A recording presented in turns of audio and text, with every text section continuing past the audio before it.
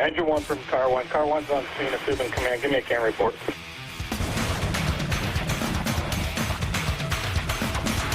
Hello, everybody. This is Mike Goldstein, Stickers of the CAN Report, coming at you with Eric Wheaton. I think a lot of people know who he is. He's the man down in Florida bringing the CAN operations to everybody else in the world, and I'm happy to have him on the program today. Eric Wheaton, thank you so much for being on the CAN Report. Yeah, bro. Thanks for having me, man. I'm looking forward to it. I'm happy to have you.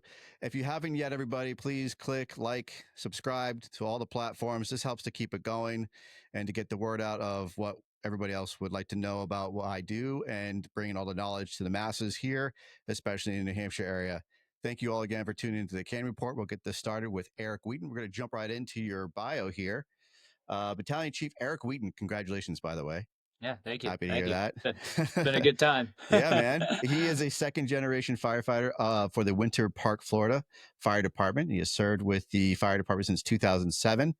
Eric spent the majority of his career on the truck company prior to his promotion to Battalion Chief, and he serves on the WinterPark Fire Department Technical Rescue Team. He is the owner of VentEnterSearch, LLC, and is an instructor for the Truck Company Operations Program at Valencia College Central Florida Fire Institute. Eric has taught at many fire conferences across the country, including FDIC. He also serves as an advisory board member on the UL-FSRI Size-up and Search and Rescue Study. Eric has a passion in health and fitness and enjoys spending time with his wife and 3 kids. Eric, thank you so much, man. This is an extreme honor. I'm happy to have you on.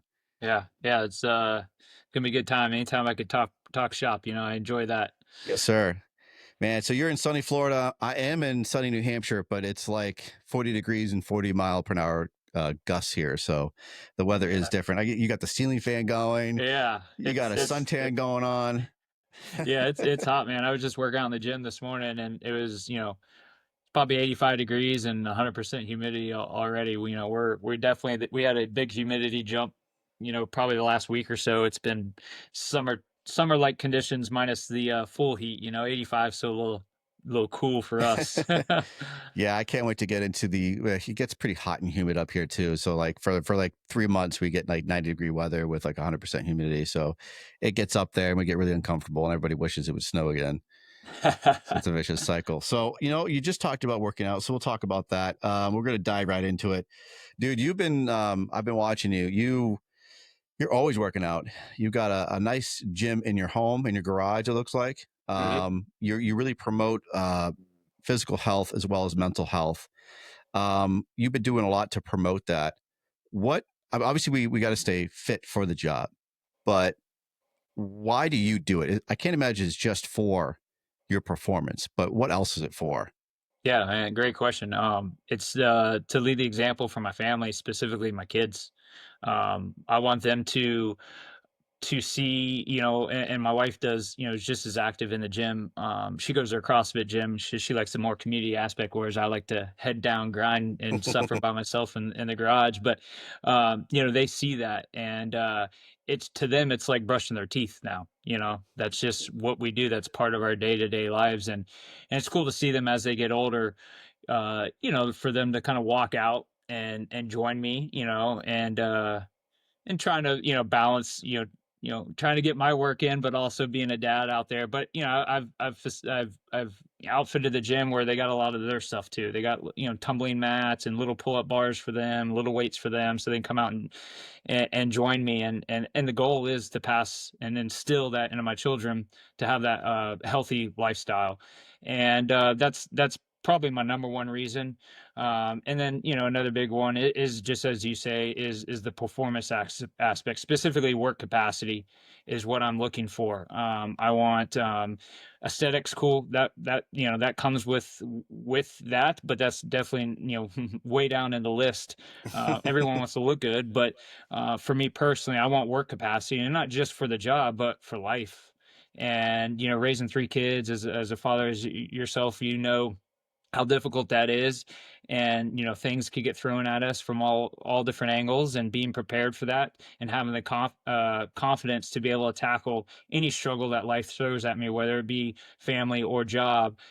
Being in the gym, head down, grinding day in, day out, definitely helps facilitate my mindset on all that stuff. So I love it. I love that you incorporate your kids with that. And I've actually noticed a lot more guys I've seen have been showing their kids what they're doing as well for their workouts. And I love it. I love seeing the kids in the gym with them, whether it's a basement gym, a garage gym, or even an actual real, paid for club. You see kids in there from 3 years old up to 15 years old. I was inspired to work out because I was a small kid, and I was easy to get picked on. So I started lifting weights, and I figured, if I get the beach muscles going, then no one's going to pick on me. And for me, my push was when I first started the fire service. I figured, well, I can bench press. I got big arms. I can do this stuff. And as soon as I put on the gear and I was moving hose, wow, that was an awakening for me. I couldn't believe how burnt out I was physically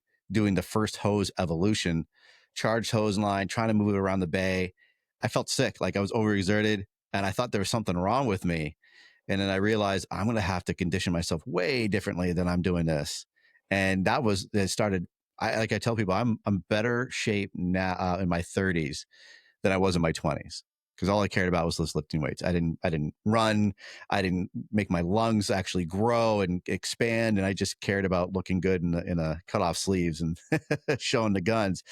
But I love that you have the kids that are doing it so they can understand, like, your job is important. You're staying healthy for them and for yourself, so that way you can come home and I think it helps too, right? Like you're not gassed at the Yeah. end of your shift, because I think physical fitness also, even if you don't have a busy shift, you're still keeping yourself active. So you're not home just completely sluggish from either just sitting around and doing mundane things. If you have a slow shift, you're still keeping yourself active. So your mind is sharp, your body is sharp when you go home. Now with your kids, do you explain to them why you keep yourself in shape, or you just start hitting it? Yeah, I mean, my oldest daughter, she's going to be 11 here shortly, and so she, she'll ask questions of whys and all that stuff, and we talk about that, to make yourself hard to kill type conversations, and the longevity for your mind and body to continue to live a healthy lifestyle, and that goes into the kitchen as well. They're very coherent um on the food that they eat and the nutrition and everything, even at a young age. And in fact, my daughter comes home last week and is a little kind of sad that some of the kids were picking on her because they said that she eats healthy foods.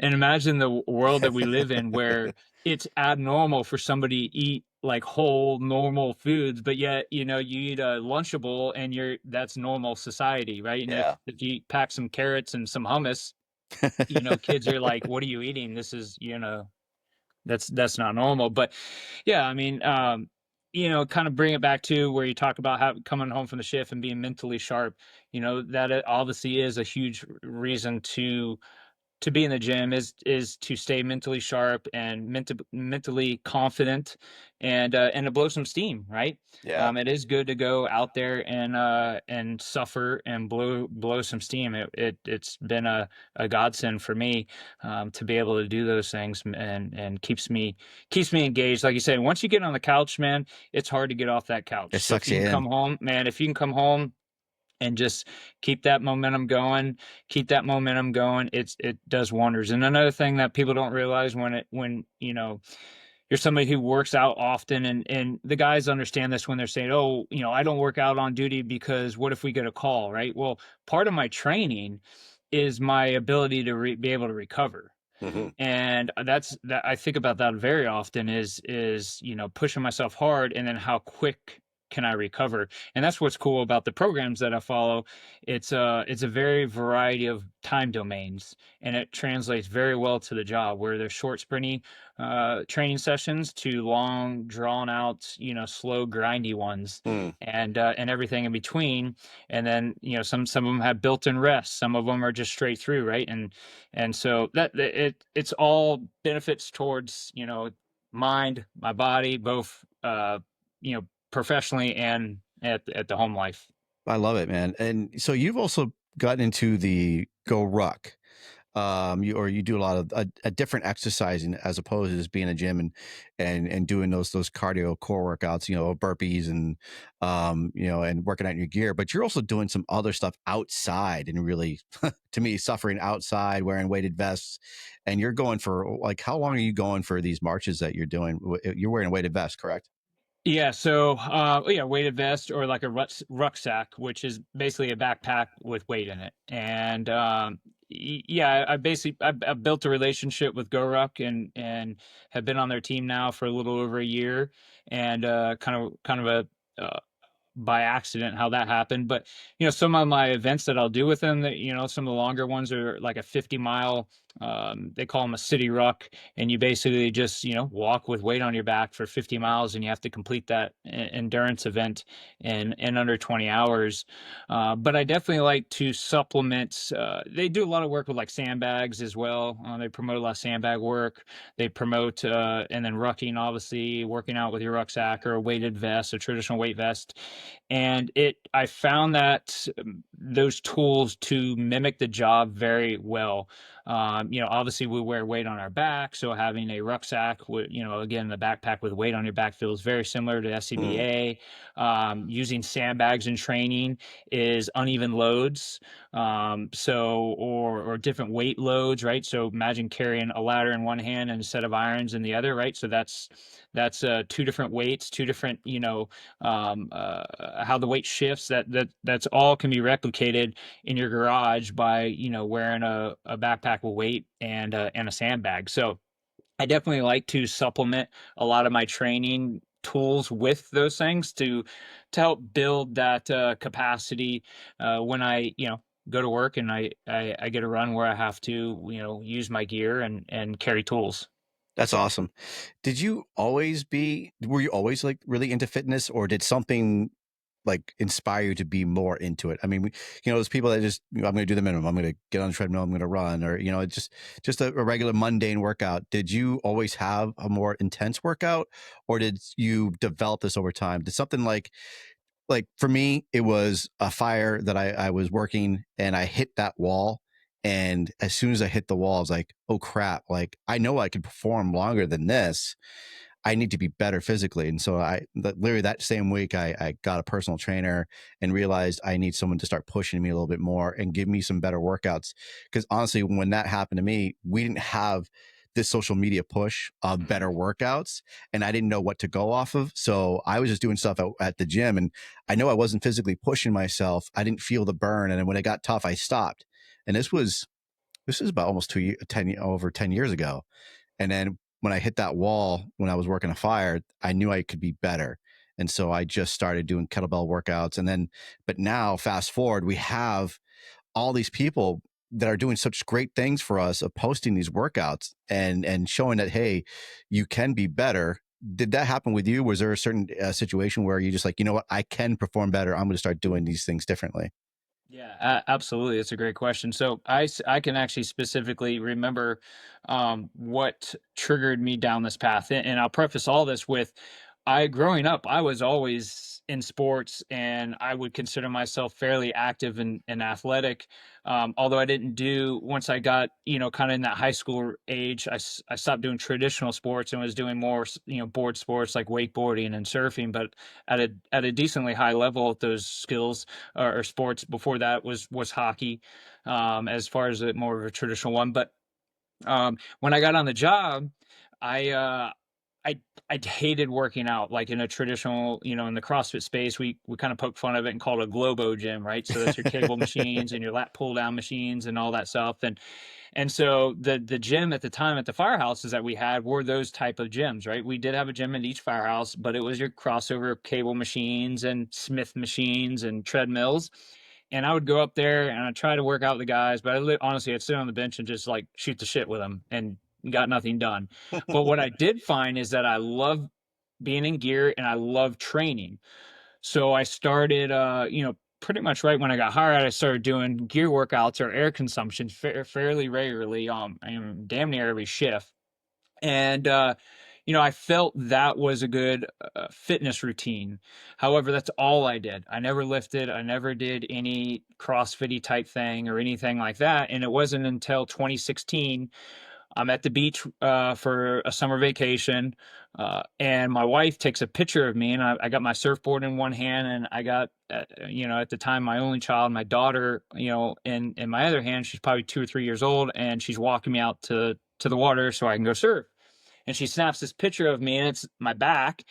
And at that specific point in my life, I was not happy how I was representing my family aesthetically. A lot of people, if I showed that picture, they'd be like, dude, you weren't fat or out of shape at all. But me personally, I looked a certain way that I didn't want to represent, now being a fairly new father, having my daughter 2 or 3 years old at the time.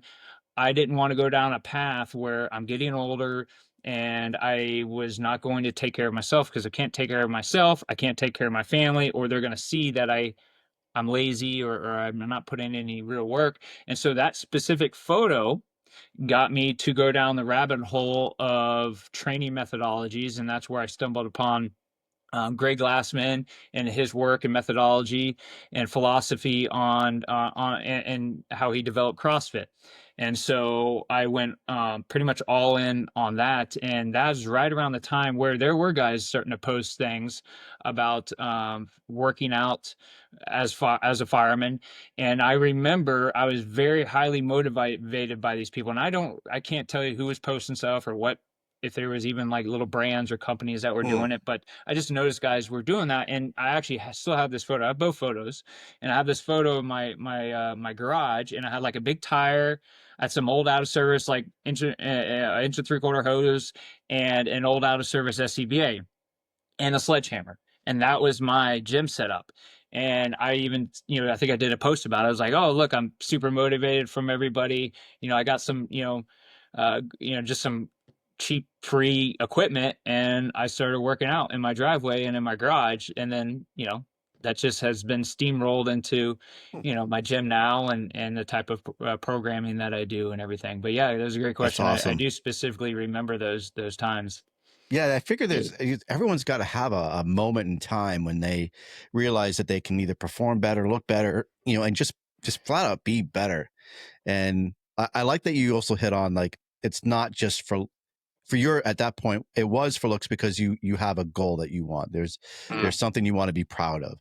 And for me, I know I'm never going to, I guess it'd take a lot of work for me to be ripped, right? But my goal is not that. Like, and I love that you hit on that. Like, you need to be able to, you want to work out so you can perform.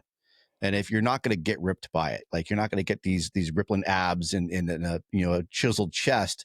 If it happens, that's fantastic. But the end goal is you want to be better on the fire ground. I mean, if you can get your lungs working great and get less gas, you get to have more fun on the fire ground, and you get to work longer and be a top performer, where everyone sees like, holy crap, Eric's a top performer. This dude is amazing.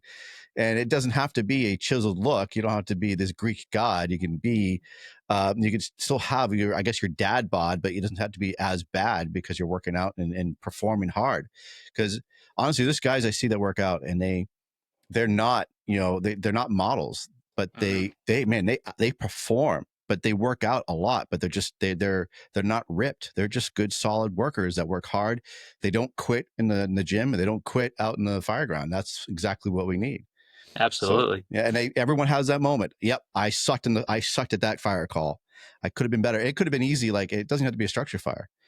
Working a car extrication, man, cardiac arrest. Like, I worked a cardiac arrest years ago, and I had down like 6 cups of coffee. I was hanging out with guys from the firehouse. It happened right up the road from the house I was hanging out at.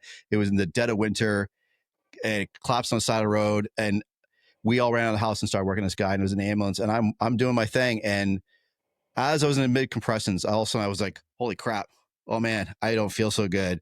Like, I had not been taking care of myself before doing that. I almost became a patient because I was so overexerted, not doing the things right, and drinking too much coffee, and now performing high compressions on a patient, and I was able to recover, but it was embarrassing. I felt really bad for the medic because the medic's like, dude, are you okay? I was like, yeah, I'm sorry. I just had too much coffee and it just hit me all of a sudden. Man, so that's great. I love it. So next we're going to hit on truck work. You are a big proponent of truck work. I listened to your on Relentless Rejects, and I loved everything you were saying about it. And how did you just, for the people who haven't listened to some of the other podcasts you've been on, how did you get into truck work? How did you bring that culture onto your department? Because your department's not huge. Like, I come from a 4-station department with 60 plus members. Your department's almost a lot like mine. How did you develop a truck culture? Yeah, so I mean the truck culture was in place when I got on the job there. It was new. It was probably in its, I would say, its first generation. We started we had a dedicated truck in 2003, so just a few years before I got hired. And at the time it was a Quint, like your traditional, what people would think is a Quint, and it had 3 firefighters on it. But they moved it to an engine house, so it was running as a true truck company, because it was staffed next to an engine, and it was fully staffed with 3. And a year after that, they hired to run 4 on that truck. So then it became a 4-man truck or 4-man Quint, whatever you want to call it, with at a dual house. And then quickly after that, they outgrew that, like another year later, and the city bought our first rear mount platform in many, many years. We had one, back in the 70s, but in many years. And that's really kicked off the truck thing, and that's where our department, which had a kind of a focus on hazmat, was like in the late 90s, early 2000s. Everything was hazmat. 9/11 happened, and it switched over to special operations. And so at that time, and we got this platform, it was all in on truck company operations. So it was in place before I got on. I would say, I came in and was kind of kickstarting that second generation. And these are the guys that were like really, really into truck work, really, really into, for our department, we're small, so it's a lot of special operations. And yeah, it just it kind of fell on my lap. Timing was well. I mean, my first year I spent on an engine, and then at that time there's a lot of guys going through a medic school, and we have ambulances at our department in Florida. We call them rescues. And so when it was time for me to get off the engine and go kind of find my niche, I decided that I wanted to be on the truck. And so I did all my certifications. I was trying to get mentored from the truck lieutenant and the engineer, and got all my special ops training and my truck company operations class, all these classes that we were required to have to ride the thing. And I wanted to be on it. I wanted to be on it because it was doing the cool shit, right? So, like most fire departments, or where we have EMS and fire together, um, the medical calls can kind of run down on you and on the engines and our ambulances. And so I found it a little more desirable to be on the truck because I wanted to force doors. I wanted to search. I wanted to ventilate. I wanted to dangle from rope. I wanted to crawl through tight spaces. I wanted to go into collapsed buildings. I wanted to cut people up with cars. I wanted to be in the hole when we get a gas leak. I wanted all that. And what was cool about that too is there's the only truck in the city. And that was also appealing to a young 21-year-old when you're on an engine, you're kind of racing to be first dude to be able to have the nozzle and do the fun stuff. Well, on the truck, it didn't matter. Right? We could be there first. We could be there last. Nobody was, we might miss out on forcing the door if we're behind the engine. Maybe they forced it before us, but no one's doing a search. No one's getting on a roof. No one's diving through windows. No one's throwing ladders. That was the truck's job. And so I wanted to do that work, and I got that first bite in my first year, and I kind of just stayed with it ever since, and up until my recent promotion, I had been on it. So it's been, a good ride for me, and being in all roles and on every seat on that truck. It's been a good time. It's been good for my career, and I've had a lot of fun. had a lot of good crews that I got to work with and for. Dude, that's awesome. What an experience to have that in your first year, to do all that in your first year, to just keep that motivation going, and it just kind of becomes addicting. You just want more of it and create more and have a better relationship with everyone. Is that how you then develop the program you're really into now that you promote? Like having more of that C.A.N culture. Is that from your experience of having a strong truck company in your department and having that motivation to keep it going?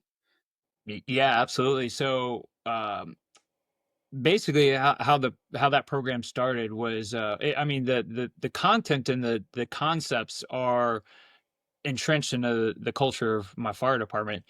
And how it came to be was just a local a local fire conference. So Orlando Fire Conference was looking for a new class. I happened to be attending a class at the state college with the guy who ran it, and he was, he's like, hey, he asked me and my truck lieutenant, we were all there taking class together, and he's like, hey, we're looking for a new class, we're thinking about something with a water can, do you guys have any ideas? And my lieutenant was like, I don't want to get involved with this, I'm out. And I was like, sure, I'll just do what we do at the city there. And he's like, cool, what are you going to call it? And I'm like, I'm sitting on the bench at the academy, right? And I'm like, I don't know, can confidence.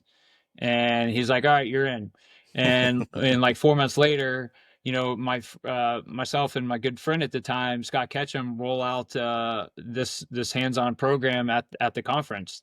And I think they gave us like a 2-hour slot. We were like a part of a 4-hour class, a 2-hour slot, which was very difficult to squeeze some content into that. But that's how it started as far as that actual program. And side note, I despise the name. I still to this day hate it.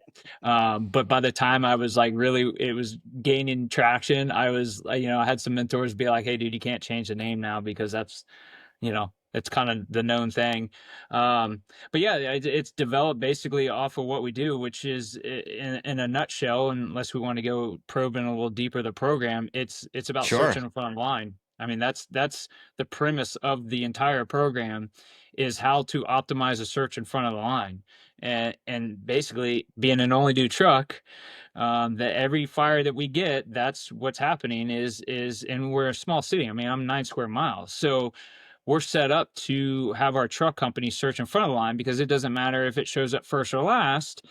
They're going to be right on top of each other, where they're able to get in front of that line. The line could already be on the ground. And in my presentation, I have several videos where you're showing up one of the last rigs there, and the truck's running past the nozzleman to get in front of the line and initiate that search, even though they were almost the last ones that pulled that e-brake.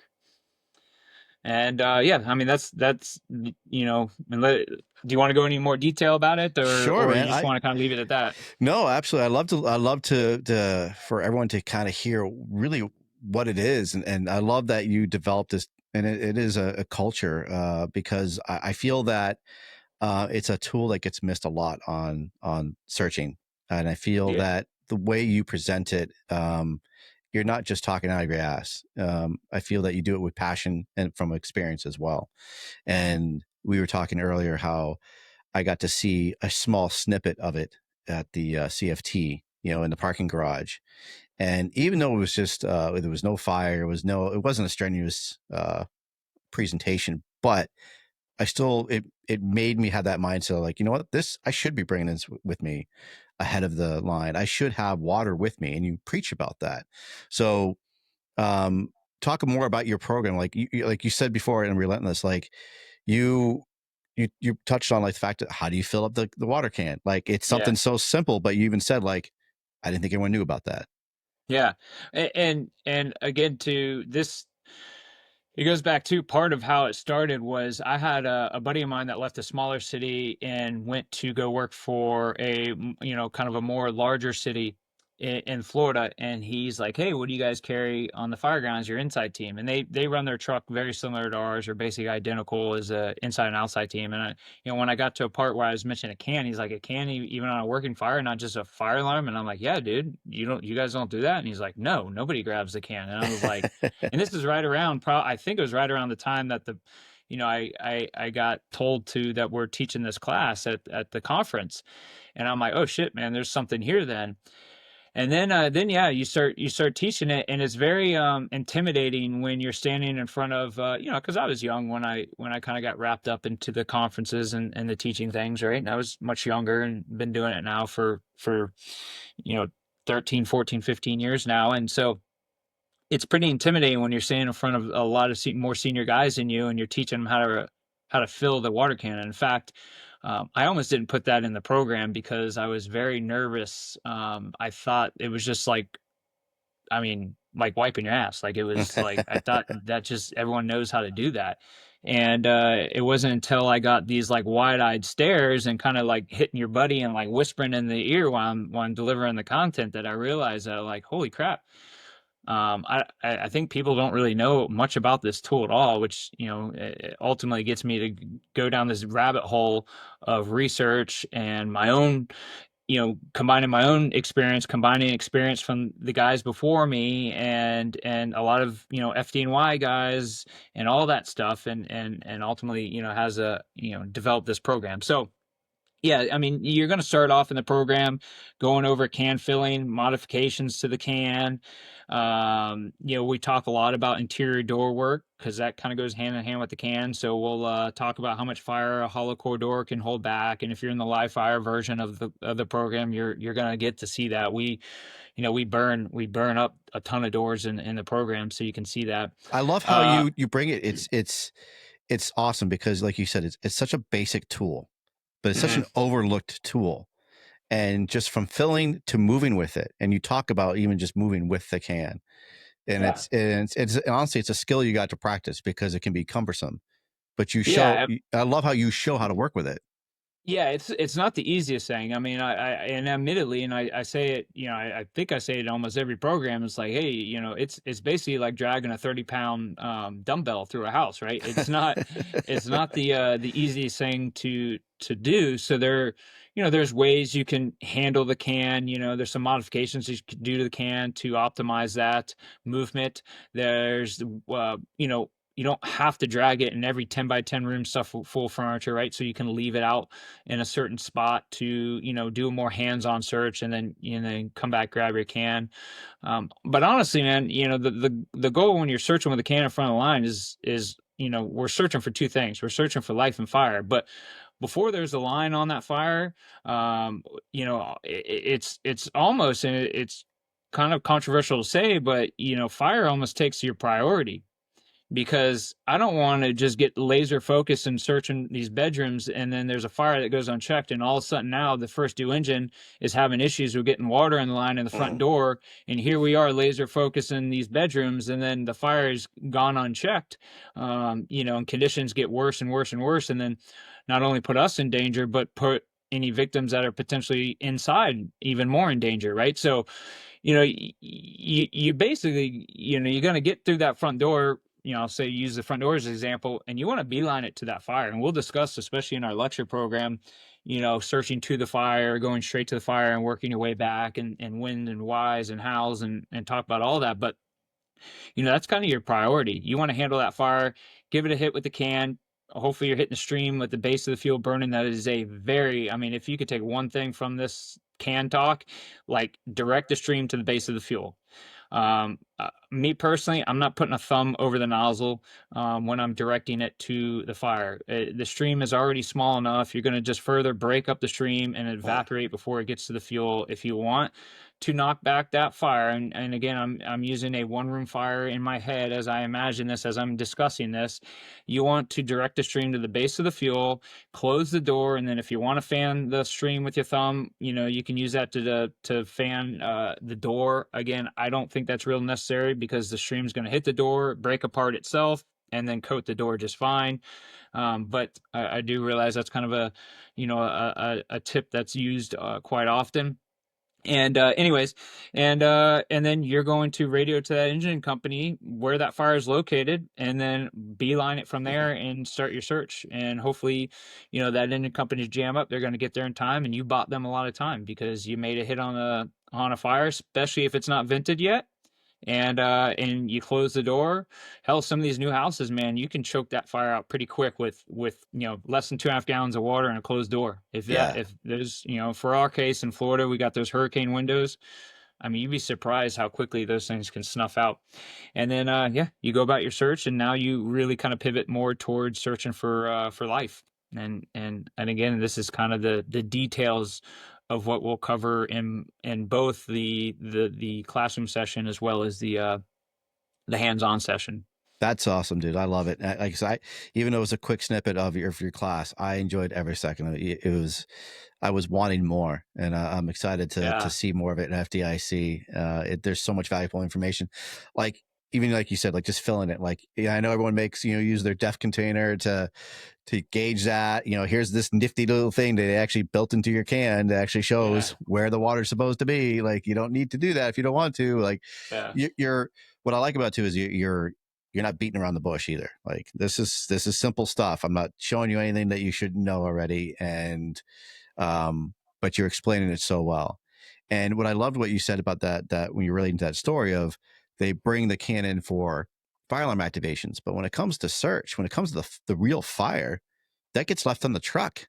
And we have that same thing in New Hampshire. And I was talking with a good friend of mine just last night, and we were talking about that same thing. Like, how is that possible? We bring it in for a fire alarm activation, but we don't bring that in. We actually have fire. And I'm not speaking for every department. I'm sure some departments do it, but there's some departments that don't.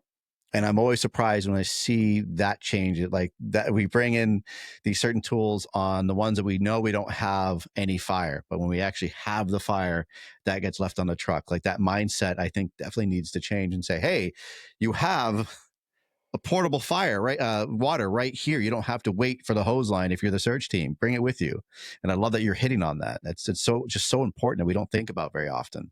Yeah, I think with the fire alarms, I think guys truly don't think it's actually a fire, right? Because we just run so many of them, and a very small fraction of them actually end up being a working fire, or they're thinking, it's a sprinkler building or it's a fire alarm equipped building. The fire is going to be small, so the can will be fine. So it doesn't translate in their mind to the benefits of a working fire. And I'm going to tell you, if you're somebody or your department that's not going to buy off on the water can stuff, I mean, honestly, don't really bother me at all. But the one thing please do that most houses will have is a door.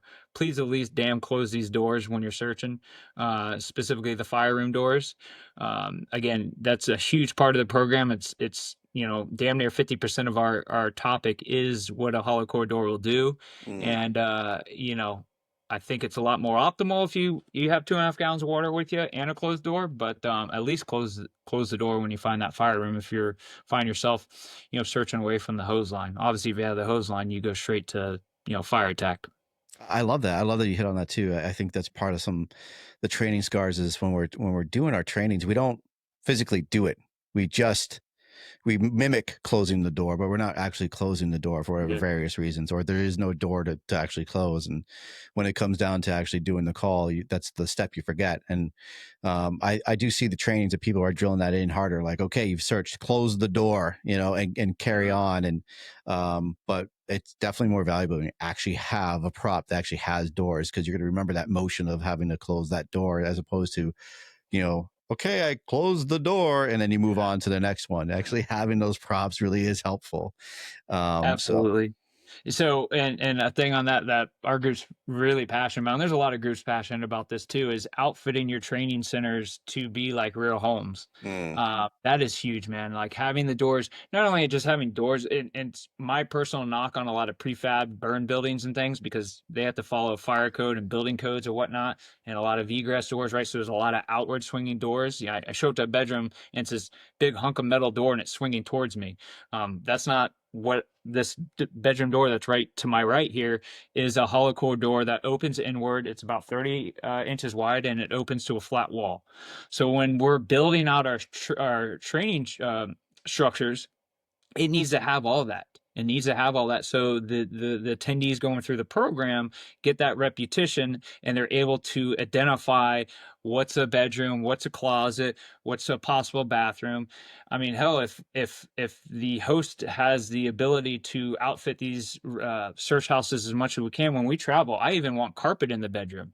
I want, you know, wood or whatever hard surface of their Connex box is, and then if we can get scrap carpet and put carpet on the floor, and just having that transition from hard to soft flooring and all that. Those are all things that, you know, build that muscle memory when we're searching these houses. And then putting furniture, real furniture, you know, soft furniture specifically, household items, the things that are on your hard furnitures, you know, your picture frames, your lamps, your electronics, you know, make these houses, these training houses, as realistic as possible.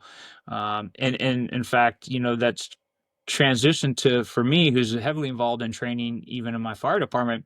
You know, we get a fire with the guys on the truck, when I was on the truck with these guys. And a lot of these fires, they come out after and say, when I was a lieutenant, it was like, hey, LT, that felt just like a drill. To me, that was the most, that's the biggest compliment that I can get as a company officer. That's awesome. Is that when your guys come out and they go, that fire felt like a drill, meaning that we have put in so much time and made our training so consistent and realistic that here we are sitting on the front bumper drinking water after, you know, doing 2 cylinders on this structure fire, and they're telling me that it felt like a drill. And that means a lot to me when I hear it, because all that time and effort and thought and my mindset has paid off to where these guys feel so competent during a structure fire that it just felt like every weekend drill that we do, you know. I love that. It makes me so happy to hear that. We pull and move hose lines so effortlessly in a prop building because it's a concrete floor. You know, it's a concrete slab. There's literally nothing in your way. You're just moving around corners, and yeah, you can move that with pretty much no problems. But putting front, because I was really just talking about this morning when I was coming off shift, and we were talking about all these things that we were just talking about. And one of the things I said, you know, you can have all the fancy techniques for your hose lines. You can do the clamp slide. You can do a knee walk. You can do all these great things in the parking lot and in your burn buildings when it's pretty much open space. Throw a couch in there, throw carpet in there, throw a coffee table. Now, how are you going to move? Because now it's not going to be as simple as, you know, sliding down on your knee and doing a clamp slide and hitting it and then moving it again, unless you're going down a hallway. But when you have actual real shit in the way, it makes it way different. Now you have to be trained to see how you're going to actually move. And hoarding facility, you know, hoarding houses. I mean, that's the worst. Like trying to move a hose line over a mound of clothes and every other crap that you can imagine. So Yeah. when you talk about that, of actually setting yourself up for success, because that's where it's going to really matter, where you just said it felt like another training drill. I love it. Mm-hmm. Yeah. And I have a real world experience that went, you know, where all my training leading up to being on the job was in your traditional training tower, right? Big wide open room, concrete floor. Maybe there was a metal filing cabinet that was laid on its side that was a coffee table, and you're told to, you know, don't come off the wall or you're gonna die. But then in the back of my head, I was always like, well, how the hell am I supposed to search this 30 by 50 room? How am I supposed to search the center of the room? What if someone's laying in the center of the room? I never got that concept.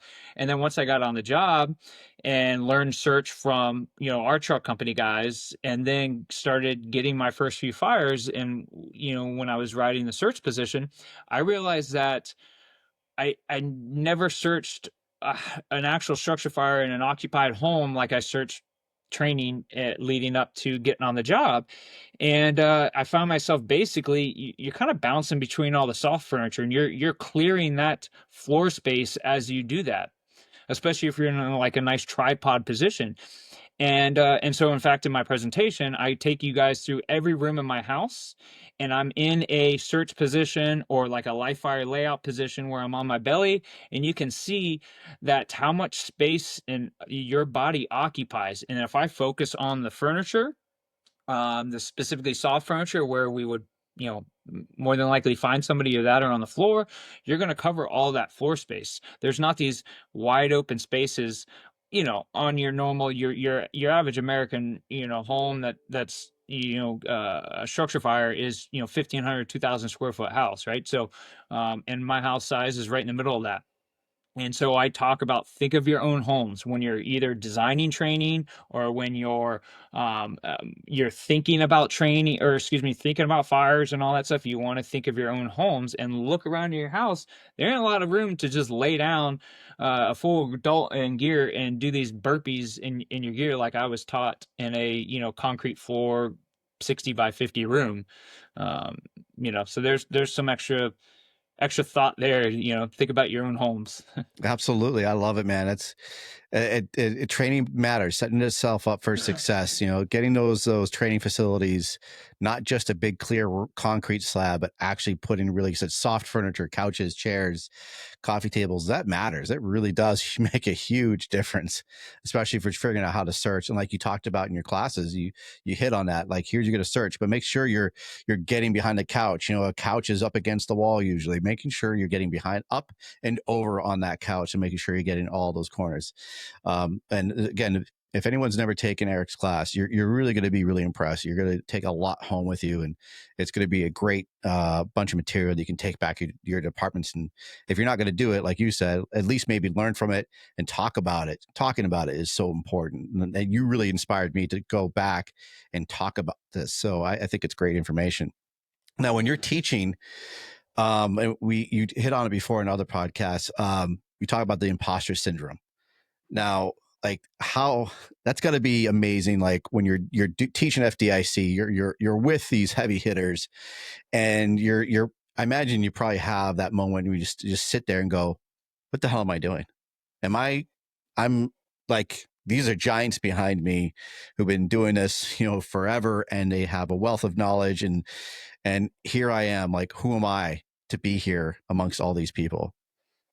Yeah, yeah, I mean, absolutely. And like I mentioned earlier, I started, much younger than a lot of guys would probably think I should have started in the teaching realm and everything. But what I did, and to help the imposter syndrome, is I stayed true to myself, right? Like, I'm a small city guy.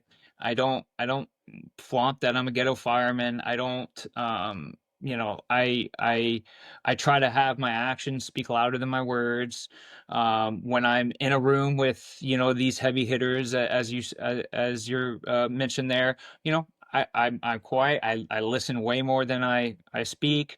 And, a lot of these guys are my friends now, man. And I think it's because I've just taken it nice and slow pace. I've had guys like Steve Robinson come up to me, and Ray McCormack, and all these guys, and they respect what I do, and they respect that I found my niche, and I've stayed there, and I don't pretend to be anybody other than myself. Really, and a side note, that's happened in my promotions as well, as far as like just saying myself through every promotion I've had. A little off topic there, but that's helped me throughout my career when I Actually, moved through my I career. love that you say that, and I didn't mean to cut you off. I'm sorry. Yeah. But that's a really good thing to talk about. You just moved up to battalion chief. That's an imposter syndrome. If you think about it, like, you're in this high ranking position. How, do you ever feel yourself like, am I ready to have this bigger role in my department? And leadership, I think, plays a lot in that as well. Not just being a presenter, because sometimes, honestly, you can present when you're teaching. Sometimes now they're just going to be like, "Yep, it's Eric Wheaton, man. The guy knows his stuff. I'm not even going to question it, because now you've been in this circuit now so much more, and you're more proficient, and you have this trust built. But now in your own department, you're moving up, and they see you on a regular basis. They know who you are, Hmm. and for some people, moving up is a really scary thing, and they feel like that sometimes they're not good enough. They take the position, they move up, but at the same time, I'm sure they've got to feel like, am I good enough to do this? Do you ever feel that Yeah. way? Yeah. Absolutely. Like, who am I to lead the shift? Yeah. For us, we're so small. You're a battalion level is the highest ranking shift level commander, right? There's nobody above me without going to administration, and that's a lot of responsibility. That's a lot of nerves to carry with you when you have a shift of 24 people, and being responsible for all those members. That is scary. But just as you mentioned something about trust, and trust when in my instructor hat, and trust when I'm wearing, now a white helmet. that trust didn't just, I didn't just take a test and all of a sudden expect people to trust me. This was Yeah. from day one walking in the door. Hell, even before, I've had great mentors going through fire school, and I remember specifically Matt Negley talked about the using a ladder as a metaphor on each rung is a step in the service. And they said, when we graduated, fire school, he's basically like, congratulations, you're on the first rung. And here we are, when he's talking, you're thinking like, okay, I got through school, I'm a few rungs up now. He's like, dude, you guys are on the first rung. And so it's having that, as soon as you walk in the door, how many times we've been told, every day is an interview. And that's true, whether it's, you're worried about who's going to be running your process, or worried about the guy next to you who you may promote, and now you have to lead this person. And so you have to build trust early on in your career, and stay engaged as long as you can. It's very difficult, and it's very consuming of you to stay at a very engaged level your whole career. I've been told my whole career, wait till you get 5 years on, wait till you're 40, wait till you have 20 years on, wait till you have 10, 50, whatever. And I admit there are times and emotions that I go through roller coasters, but if you saw in my mind, if you saw my graph charted out as far as how engaged I am, I think you would see a nice linear line. And all that's done is built trust. I mean, I still want to get in gear with the guys. I still want to work out with them. I still want to sit down at the coffee table and shoot the shit with them. So, I've arranged my mornings where most mornings I can go sit out and drink coffee with the guys around shift change, because I've done my chief duties and now I want to go out there and shoot the shit with them. And it's all building trust.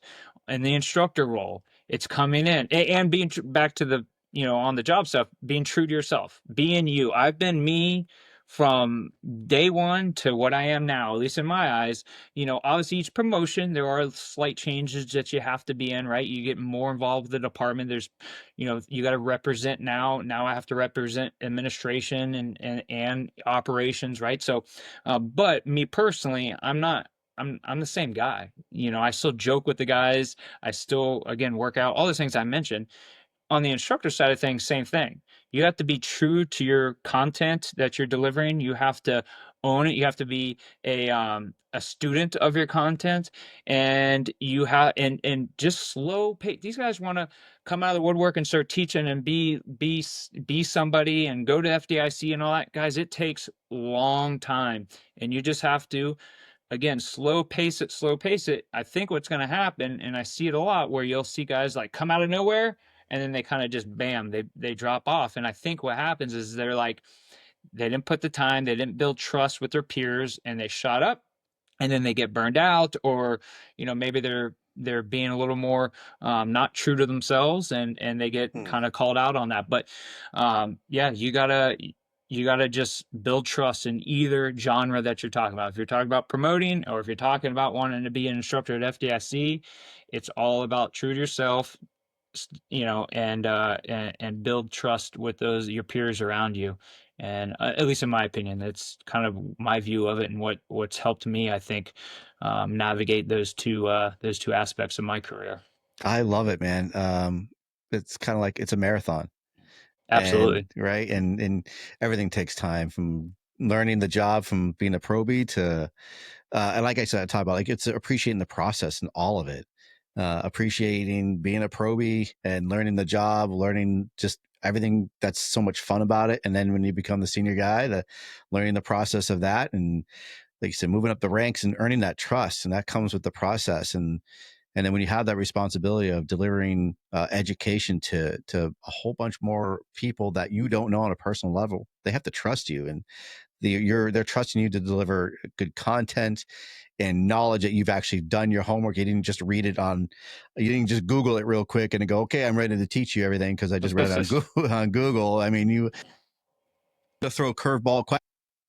And if you don't know that answer, they're like, well, you were the man, weren't you? I thought you were. You're here teaching this at this beautiful big conference. Now give me the answers that I'm asking you. Oh, hold on a second. Let me Google that real quick. Like, you don't have that luxury. That takes time and honing that craft, whether it's an officer or an instructor.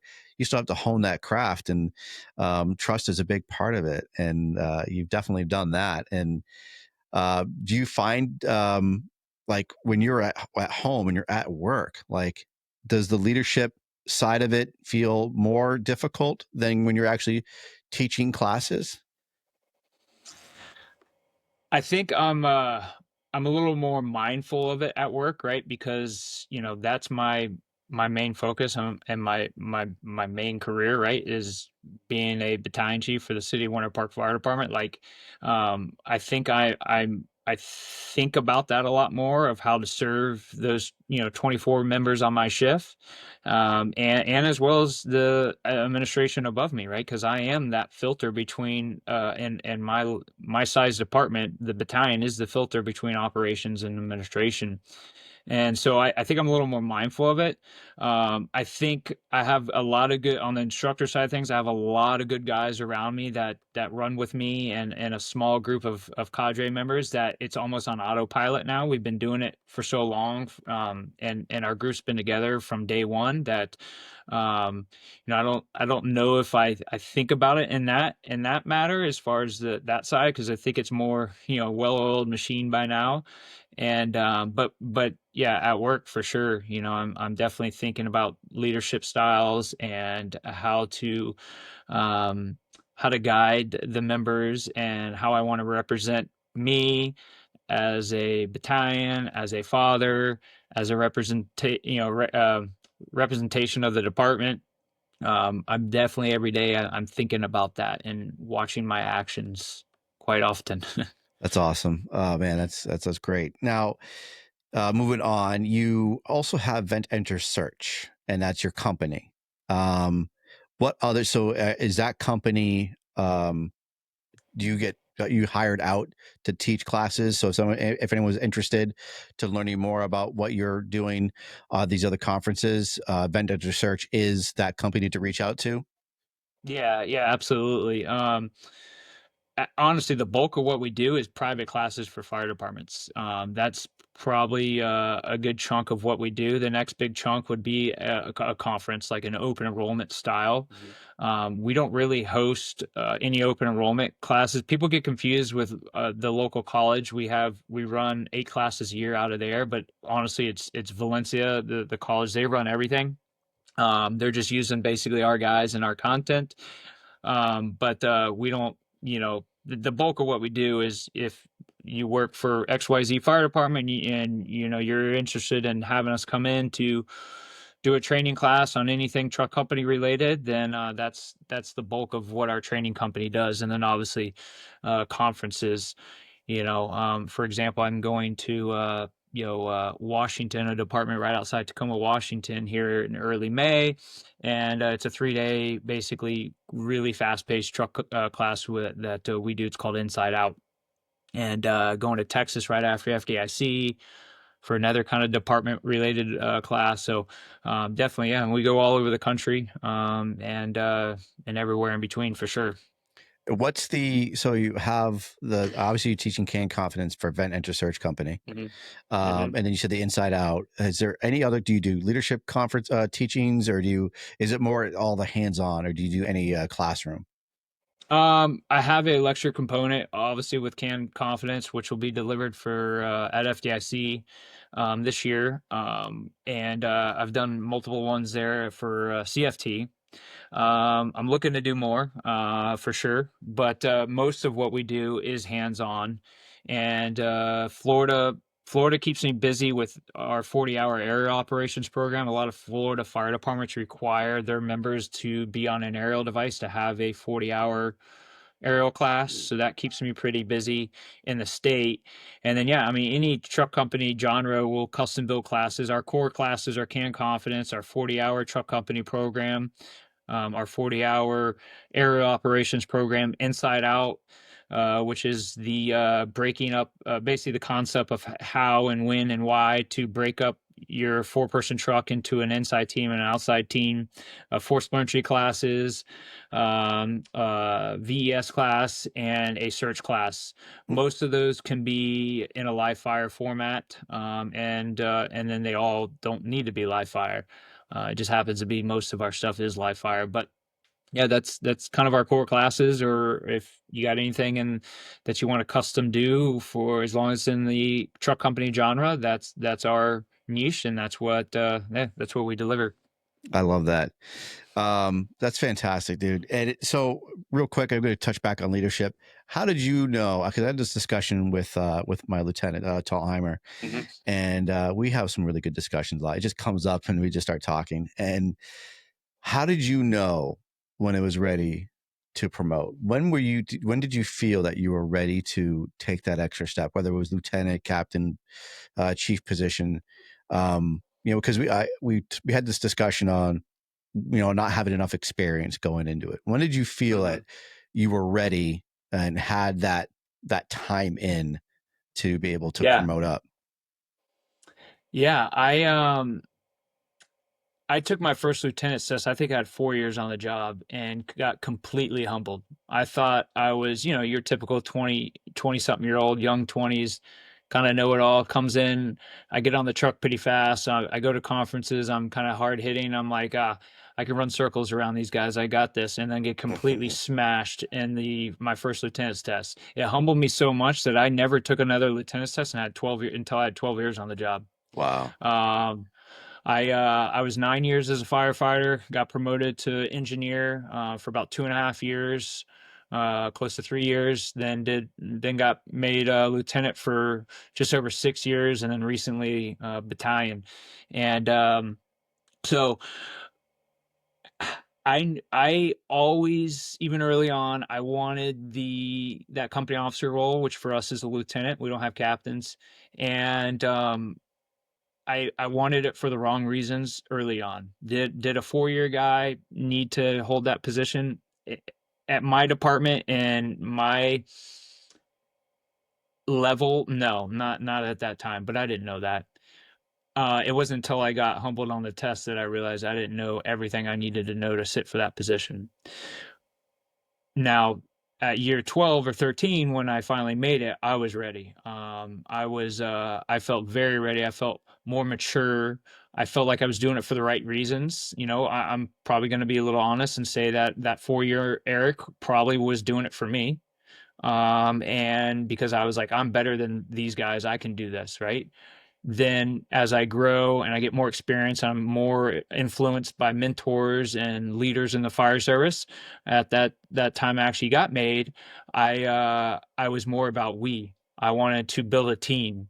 That's when I really knew is I was like, okay, cool. I've now for 12 or 13 years have built myself to be it is the best firefighter that I feel like I can be. Now I'm ready to disseminate that down to a team and build a team and have kind of more people, more of a team aspect. Obviously, as a company officer, you're in charge of your company, and that's what I wanted. So that's when I knew when it switched from me to we. That's what I wanted to do. And then the same with becoming a battalion chief. I wanted a bigger team. I wanted more influence, not only in the 24 people that are assigned to C shift at my department, but I wanted influence on administration because, like I said, that's the highest rank. So on shift, so I have my fingers in the fire on administration things now, from potentially building apparatus to our academy to policy and rules and all that stuff, and then operationally. Now our department is an SOG driven department, so our fires, the chiefs, yes, they can obviously command the fire, but it's not like a lot of it's not a lot of discussion coming out of the chief buggy, right? It's basically those guys tell me what they're doing. Now, obviously, if I see something going a certain way, I can adjust. But you do obviously have influence on the fire ground as a chief officer. in that role too. So I was ready to expand the team when I was getting to the battalion role. I didn't want to take the test. In fact, in this room that I'm sitting in, my wife and I got in a bit of an argument when I told her that, we had a battalion retire kind of unexpectedly and that there was a test. And her and I got in a little bit of an argument. She wanted me to take it. She thought I was ready. Obviously, financially is good for the family, and mentally, just getting getting off the truck and just taking care of my body a little bit more, sleeping a little bit better. And so she wanted me to take it, and we argued about it. And I woke up the next morning, and I just shot out of this bed, and I said, I'm going to take the test. And I grinded through the test. I was scared to death to take the test because what did I do to my body? I wake up at 4 o'clock in the morning to study. I'm very selfish when it comes to that, not in a rude way, but I'd have to come in here, close the door. My kids are, my wife's out there cooking. I got 3 kids screaming, but I can't go out there and help her because I got to put the time in. Yeah. Right. So I was fearful of that, like having to put my body through that, lack of sleep, stress, and all that. So, but yeah, it's a long way to answer is I was ready to go from me to we. I love it. No, that's great. It's a question that pops up a lot when we're talking about promotions. In my department, we've had a lot of promotions and a lot of people leave due to retirements, and we always discuss like when is the right time. Oh my God, they've only had 5 years on. Is that enough? And so like my thing is like, do they have enough experience? Not necessarily also in the fire service, but do they have enough life experience? Are they going to be that mentor, that kind of father figure, if you will, that person that the younger people can put their shoulder on or lean into and say, I'm having a tough time.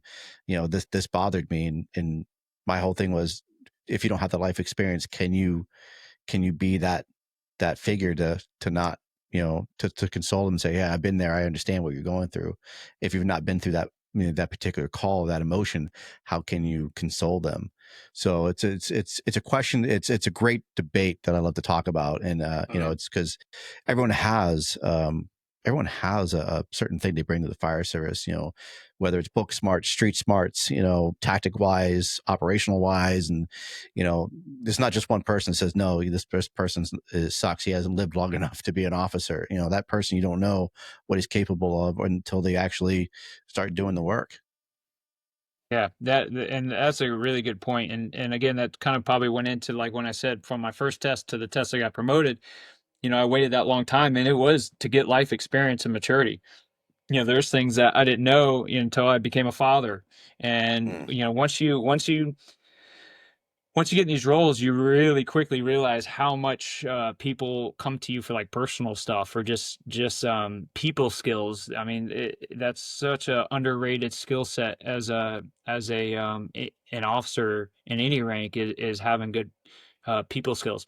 I did have somebody reach out to me recently, and similar thing was, hey, I only have X amount of time on, is that enough? And, we talked about trust, how the people trust you and all that stuff. And sometimes guys, sometimes you just got to step up to the plate. Yeah. If you feel like your department needs you, don't worry about a number of years. I think I personally would say is if you feel the department needs you, you have good trust from the members, then that's going to be your calling. Don't wait for a specific number. I remember when I first got on with VS, Jim Walsh was running the business, and I really didn't want to put my face out there until I had 10 years. He's like, dude, doesn't matter, man. You're a good firefighter. You deliver some good stuff. You have some good thoughts. It doesn't matter. And I remember I was in part of the imposter syndrome, right? I was like, but I have to have at least 10 years to have a voice or have an opinion about anything. And he was the one that was kind of pushing me to do like, no, man, you got something that's good, and you're a nice guy. You're not going to go out and be kind of a jerk about it and be untrue to yourself and who you are. And so he was the one who kind of motivated me that. But a little story to tell you, like years has obviously say in it for your experience, but it's not everything. And again, just each individual situation. The other thing is, if you're worried about getting experience, right? Because a lot of departments, especially small suburban fire departments, they're not going to go to a lot of high intensity emergency calls or a lot of fires, right? So how are we getting the experience? Well, if you're just sitting on the recliner and all of a sudden you have 5 years, you're like, hey, I'm ready to take this test. Even if you have the trust and good relationship with your members, well, you probably didn't do much to prepare yourself. So go get it from guys that have the experience, right? Go to these conferences, go to CFT, go to FDIC. We were just in Idaho at a conference. Like, go to these conferences and learn from everybody who is going to this work, getting work or doing that, and then learn from them, and then that's how you can get some experience if you're at a department that's not gonna take you to a lot of runs. I think much rather have a 5-year guy that's been super engaged with a job and learning and getting mentors than a 10-year guy that sat on the recliner and has time and seniority. I love it.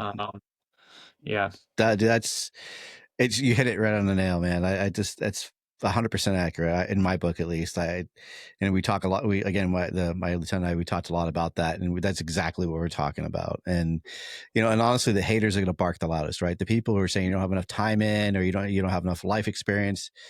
Well, they're the ones that either didn't put in for it or got passed over. And those are the ones who complain about whoever's moving up. I've always said, like, well, if you don't like it, I'll put your hat in the ring. Go ahead and put in for the lieutenant. If you don't, you really can't complain about who's taking that spot. You had an option to fill that void. You chose not to, whatever your personal reasons are. So don't shit on the person who, like you said, like, is dedicated, is passionate, is constantly working hard. They're either honing their own skills, they know their weaknesses, and they're trying to get stronger in those. And those are the people I want to be able to be humble enough to go, yeah, I sucked at this. I'm working harder, and then I'm going to move up into this position because I've grown from that knowledge, and I know that this is going to make me a better person. And like you said, you got to do it for the right reasons too. If it's all about the bugle, then you're probably gonna be a crap leader, and you're just gonna be shining up your bugle. You want to make sure everybody sees it on your lapel, and make sure that everyone knows that you're an officer, and that's not going to carry you very far. But I love it, dude. So Eric, dude, thank you so much, man. You have been a great guest on the C.A.N. Report. I can't thank you enough, man. This has been a great experience for myself. Yeah, man, I enjoyed it, man. It was good talking with you. Yeah, I feel like I could go on for like another hour if I don't cut it. So I am excited to see you at FDIC. I got to make sure I stock you out so I can give you some stuff that I got here at home, so I can give you some swag there so you can carry it down to Florida. That'd be great to see you. Yeah, absolutely. I'll be there. I leave Friday, so I'll be there Friday to Friday. All right, man. I'll be there the 6th. We're flying down on the 6th, though. We'll be there till the 12th. Yep. Awesome, dude. Well, thank you so much, Eric. It's been a pleasure. Eric Wheaton, Battalion Chief. He has VentEnterSearch company. If you need to reach out to him, he's everywhere. He's Instagram, Facebook. He's got the VentEnterSearch company. He does a great class on the C.A.N Confidence course. If you have any questions about it, and like you just said, Chief, like the fact that somebody reached out to you about promotion, if you have any questions, even those life questions, reach out to him. The man knows what he's talking about. So don't be afraid to think that you're bothering them. We're all here to help people out, right? And that's the biggest thing I always try to make people know is that we are open books. We're firefighters. We love to talk about our business, and we love to help others, whether it's the community we serve or our brothers and sisters. So if you have any questions, reach out to Eric. He'll be happy to guide you and happy to help you out in whatever you got going on in life. Same thing here. If you need any questions, I'll be happy to try to answer them. If I don't have the answers, we'll work together to find those answers. And also, if anybody's struggling mentally and you need help, there's avenues to take. Next Rung, I always promote them because they do great things. Blake Stinnett is a fantastic dude. And if you need someone to talk to, Next Rung is those people to be able to talk to. So if you need help with that, you can reach out to myself. You can also reach out to Eric Wheaton. He'll help guide you down that road as well. So please make sure that we're taking care of each other. We got to stop eating our own and making sure we're taking care of our own instead. Thank you so much all for being on the C.A.N Report. And make sure you click like and subscribe, and let's keep this going. Y'all take care. Nozzle Tov.